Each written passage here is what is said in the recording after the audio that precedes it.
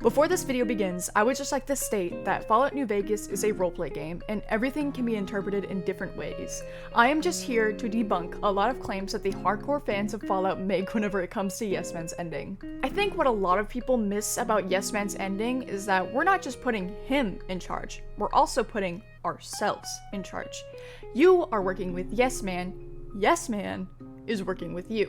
But because people don't bother to obsessively look at every single string of dialogue from or mentioning Yes Man like a crazy person, me, they miss the fact.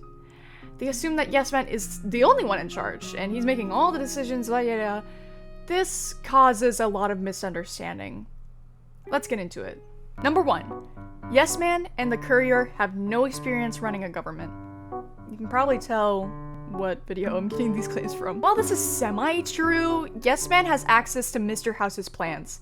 It's literally mentioned before you go into the Hoover Dam that he looked through his plans to aid the Mojave after the war. Not to mention, he has an entire army of strong killer robots that keep people in order. He can easily use those to police the Mojave. I'll get more into that later, but furthermore, Yes Man was made to make good decisions because Benny wanted the best for the Strip and the factions, since he literally used to be a raider.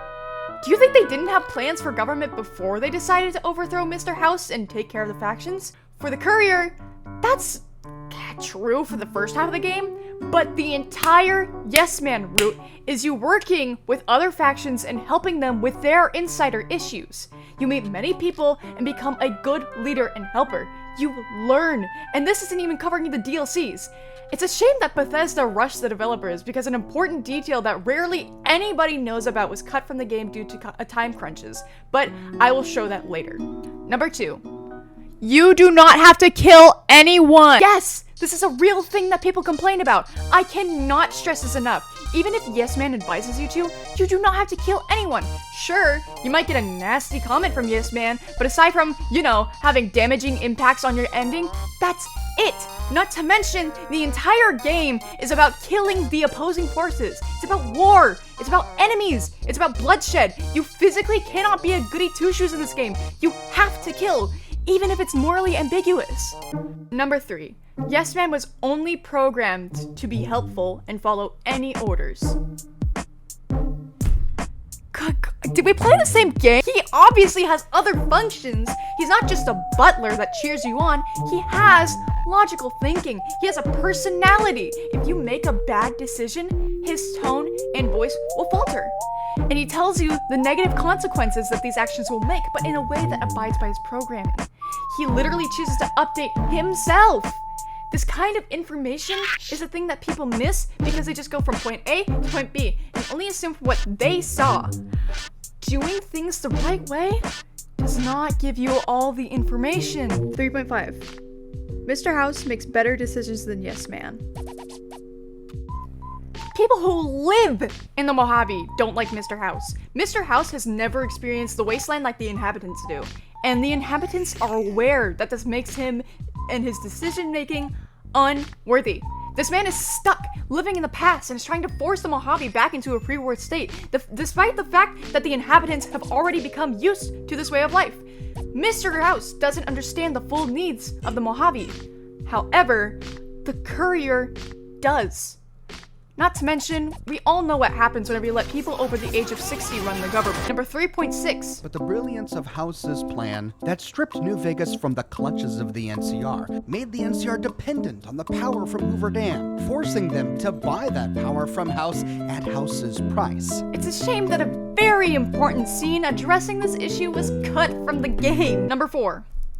Anarchy bad. Anarchy is not a synonym for chaos, your one-dimensional stationary object. It is the organization of a society on the basis of voluntary cooperation without political institutions or hierarchical government.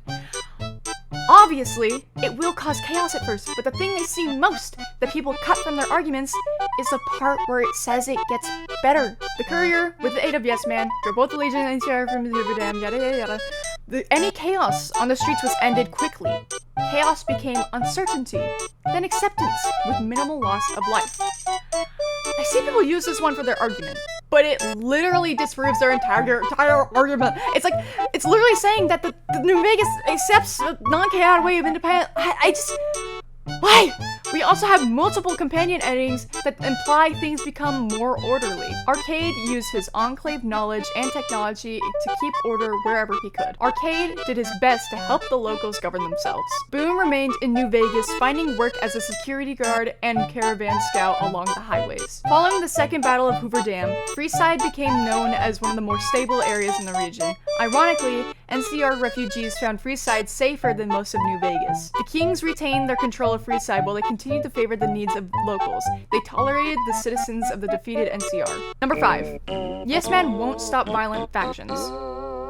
Yeah, none of the endings will entirely stop violent factions, your point. Number 6. Brotherhood is seizing tech, which would make Securitron's police in the Mojave impossible. Any claim that includes the Brotherhood will not apply because Yes Man literally wants you to kill the Brotherhood, which would solve this issue. Number 7. Mr. House is more experienced. Cool. Let me inform you that Yes Man is an artificial intelligence, and he learns from the data given to him. And he has access to Mr. House's expansive database. He can make new plans from old ones. Last of all, number 8. The one that pisses me off the most. Yes Man updates his programming to become more assertive, meaning he will turn against you. Let's put on our thinking caps here. The entire ending is about working together with Yes Man. Yes Man worries about the foundations, the tech, the logic.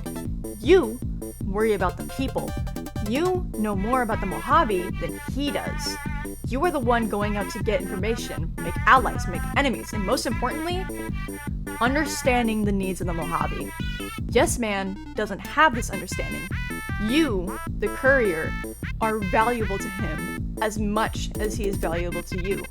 Yin cannot exist without Yang. Why would he turn against his partner in crime?